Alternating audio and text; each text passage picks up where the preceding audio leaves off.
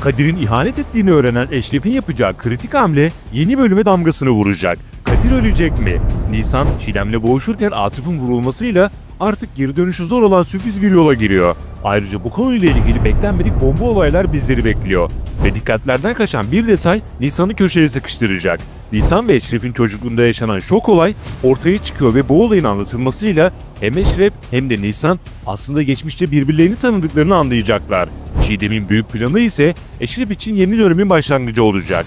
Eşref, Nisan'ın aslında rüya olduğu gerçeğine adım adım yaklaşırken dizide sürpriz açılar başlayacak. Birazdan tüm bunlardan ve daha fazlasından kısaca bahsedeceğiz. Şimdi hemen başlayalım. İlk olarak Eşref ve Kadir konusuyla başlayalım.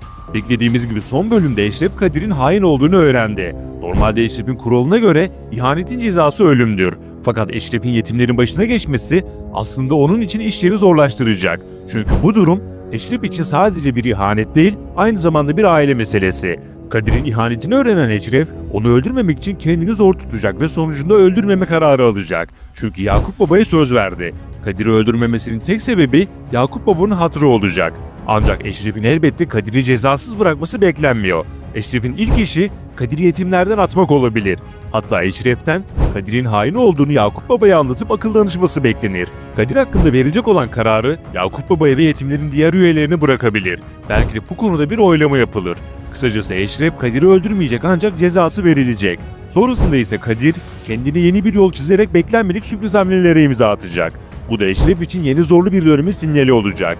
Hatta Kadir'in Nusret Ağa ve Nimet'le işbirliğine devam etmesi, ilerleyen süreçte ise Nisan'ı Eşref'e karşı bir koz olarak kullanması bekleniyor.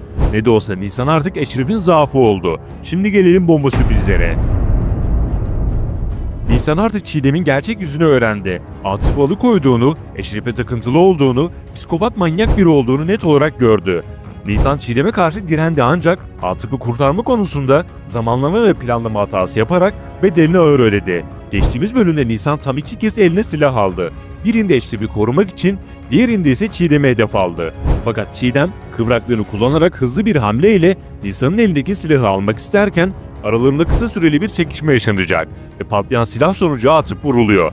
Aslında Atıf'ı vuran Nisan değil Çiğdem olacak. Fakat Çiğdem soğukkanlılığını kullanarak durumu Nisan'ın üzerine yıkacak ve yine tehdit edecek. Böylece Nisan bir kez daha Çiğdem'e mahkum kalacak ve Çiğdem'in planı başarıyla devam edecek. İşte tam bu noktada işler bir hayli karışacak. Çünkü Çiğdem'in büyük planı şuydu. Önce Eşref'i Nisan'a tamamen aşık edecek, sonra Nisan'ın muhbir olduğunu ifşa ederek Eşref'i yerle bir edecek. Nisan ise son olanlardan sonra baskılara dayanamayıp Eşref'e her şeyi anlatmayı düşünebilir. Ama Çiğdem'in elinde Nisan'ın polislerle çalıştığına dair bir belge olacak. Üstelik bunu isteyen Nisan'dı. Bu da Çiğdem'in büyük planının başarıya ulaşması için önemli bir detay olacak. Diğer yandan Eşref'in Nisan'ın aslında rüya olduğunu 18 Haziran'daki sezon finalinden bir bölüm önce öğrenmesini bekliyoruz. Zaten bu ikili birbirlerine çoktan aşık oldular. Geçmişte yaşanan bir olay, bu olaydan önceki videomuzda bahsetmiştik, Eşref ile Nisan'ın birbirlerini aslında gördüklerini ortaya koyacak. Eşref'in Nisan için küçük yaşta adamı öldürmesi ve Nisan'ın geçmişte yaşadıklarının açığa çıkmasıyla her şey çözülebilir. Şimdilik Nisan'ın rüya olduğunu sadece Çiğdem ve Atıf biliyor.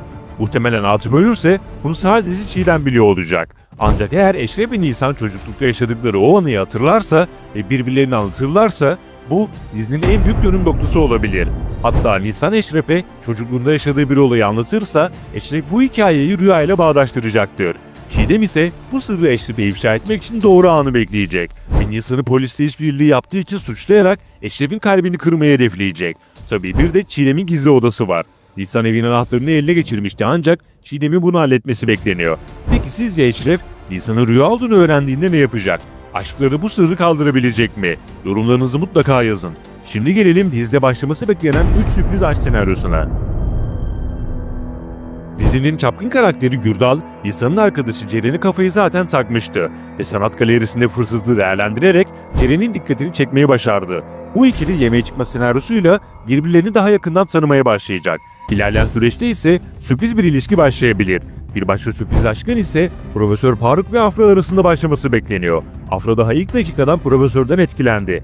Profesör'ün şair tarafı, ince kişiliği ve kadınlara karşı olan kibarlığı Afra'yı tam anlamıyla cezbedecek. Bakalım Afra, Profesör'ü Ayten'i unutturabilecek mi? Son olarak Müslüm ve Irmak arasında zaten bir etkileşim olduğunu biliyoruz.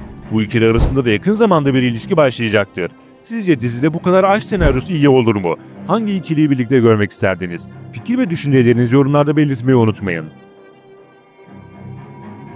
Yeni videolardan ve gelişmelerden anında haberdar olmak ve kaçırmamak için abone olduktan sonra bildirimleri açabilirsiniz. Bir sonraki videomuzda görüşmek üzere. Hoşça kalın.